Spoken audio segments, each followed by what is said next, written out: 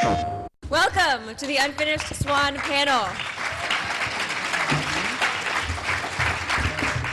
So I'm guessing that we have fans in here of indie games and small creative titles. Maybe first we should check out the video that you guys brought. Yeah, so the video, if anyone hasn't seen The Unfinished Swan, this is the first bit of it. So the game is a first-person painting game, and it starts off in a completely white world, and the player is throwing these paintballs to sort of figure out what's around them. And our goal of the game was to create a sense of wonder for players. So we tried to make a space that players felt like they were actually exploring. And one of the ways we did that was by not telling them anything at all about the game. So it starts off completely white, and there's no instructions at all. You just have a white screen, and a lot of players will spend like 5 seconds, we've seen 2 minutes in a playtest, where someone is just waiting for the game to tell them what to do. But it will never tell you what to do. Yeah, and then eventually players get frustrated and start pressing buttons and start throwing these paintballs. And that's pretty much what we're going for throughout the entire game. We want it to be something that, you know, feels like the players, again, are like actively exploring. And when they discover something, it's, you know, something they didn't expect to see, like this frog here, that the world goes from being, you know, completely white and static to suddenly there are, you know, at least one thing, two things that are alive in this world. And then another important thing is that the discovery of the first mechanic is like definitely on tone with the whole game, because we later have more mechanics that you learn in a similar way where we don't tell you anything and you kind of just start interacting with them. So we'll be sharing a little bit more about that later. So when we approach to getting the shape and the style, and I started doing some concepts. This was a very first concept that I did. A very just white background with some of the, you know, painterly background. With, as you can see, some stairs too, kind of pops a little bit. And this was like the very early stage, the concept. Well, this is not the concept, this is actually the 3D render. And I did some the paint over it, trying to get some style, which one would work. And I started working on some shapes, buildings and stairs and balconies, and started to just put it together. And then some more buildings, boxes.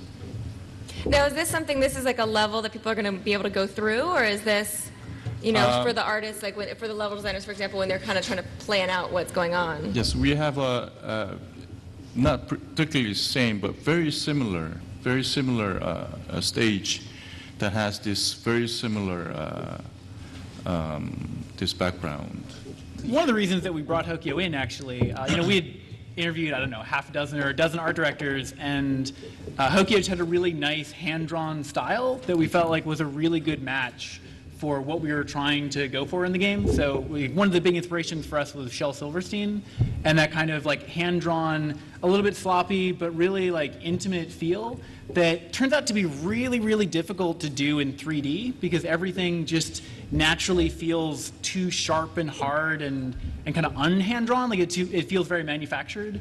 So on the design side, that was something that we were constantly looking for ways to take Hokyo's concept art and actually put it in the game. So we have like the cutscenes in the game are all hand-drawn. So you see like lines that come out and draw things. That was a way for us to inject a little bit more of a hand-drawn feel back into the game. Mm-hmm. So after that concepts, and we made a quick little, you know, box level. And then I think that it was too bold, too contrasty, kind of wanted to make it a little bit soft. And I have a child, a boy, and I go to the Pottery Barn or, you know, the kids furniture store, and I was just looking at this, the boy bedroom set was like, you know, sky blue with white. I thought it worked, just was so, made me feel so comfortable.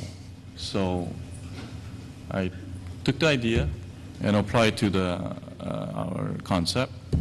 And this actually is the same shot, but with the color, the blue. Now we have a blue. So now that there's the color in there, like how does the color appear to the gamer? I mean, is it sort of already there, or is it something that is also revealed? Yeah, in this area of the world, everything has already been revealed for you. So, we found that with the splatting paint mechanic, it was something that was very intense for players that worked better in short bursts. So there's still some like all white areas in this area of the world, but for the most part, players are now, able to look around and sort of appreciate their surroundings. So now we're gonna see the result. This is what you see in the game right now. This is the game in-game shots. As you can see, there's vines too. I was trying to making it very soft, and I love the how do you say, the duotone? Sure. Yeah, very muted, kind of unsaturated feel. You make sure it's like a really nice cake. Very soft. Why is the game called Unfinished Swan? Because in the game, the player is a young boy who is chasing after a swan that has stepped out of an unfinished painting. So there's the swan that is frequently running ahead of you and provides some context and a goal for the player. Well, there you go. Okay, so I'm going to have you ask your question. Introduce yourself first. Hi, my name's Nick, and first I just want to say that this looks awesome. I just want to say it looks really, really good.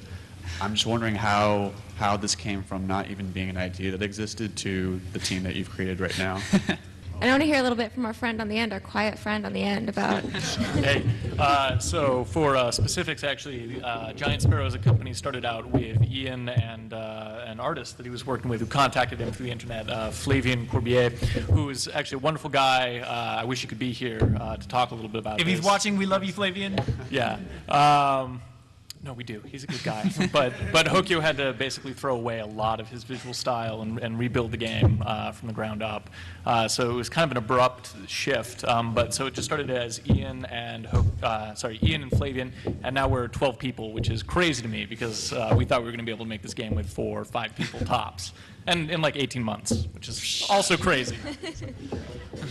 And so, what are your offices like? Is everyone is it a big open space, or? We are incubated in Sony Santa Monica, so we're actually at the opposite end of the building from where God of War is made, behind the kitchen, but there are a lot of windows. In the corner. It's actually a very nice space. They're very nice people, yes. Hi, my name is Garrison, and I was wondering, when it comes to video games as an art form, we're in this time where we see games like Journey, games like Unfinished Swan, and Okami that's coming out soon. Do you see this going in a direction even more so as video games as an art form, or staying where it is? We're engaging with actual art in terms of painting, just like Okami is like very illustrated. But in terms of like games as an art form themselves, I think we're definitely asking a lot of questions that other games aren't.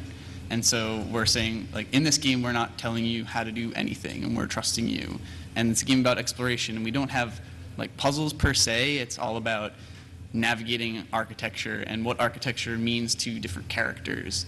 And so I think it's a story that's going to make you think in different ways than other games. And that's definitely the direction of these art games that are coming out. And in terms of whether or not we're going to see more of these games or fewer, I think that's really a question for players. So if players are interested and they support that, then companies like Sony are going to be willing to take a gamble on that. And it's just amazing that Sony would trust people that had never made a game before to spend 3 years and a lot of people's time and energy on making something like this. And the reason that they do that is partly because of games like Journey and Flower, that they've said like, okay, because everyone wants to make cool, interesting, weird games, but it's not free to do that. And so yeah, if people are interested and if there are platforms that are hospitable to it, then yeah, there will definitely be more.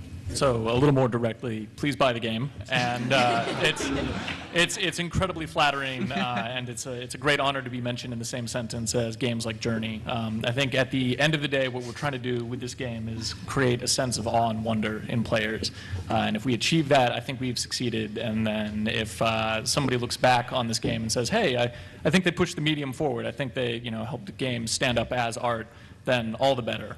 That's but players and player experience, that's number one for us. All right, guys, I'm sure you'll be hearing more about this game, and I can't wait to check it out. Thank you so much for our panelists. Thank you guys so much for coming here and checking out some of this awesome art. Thank you.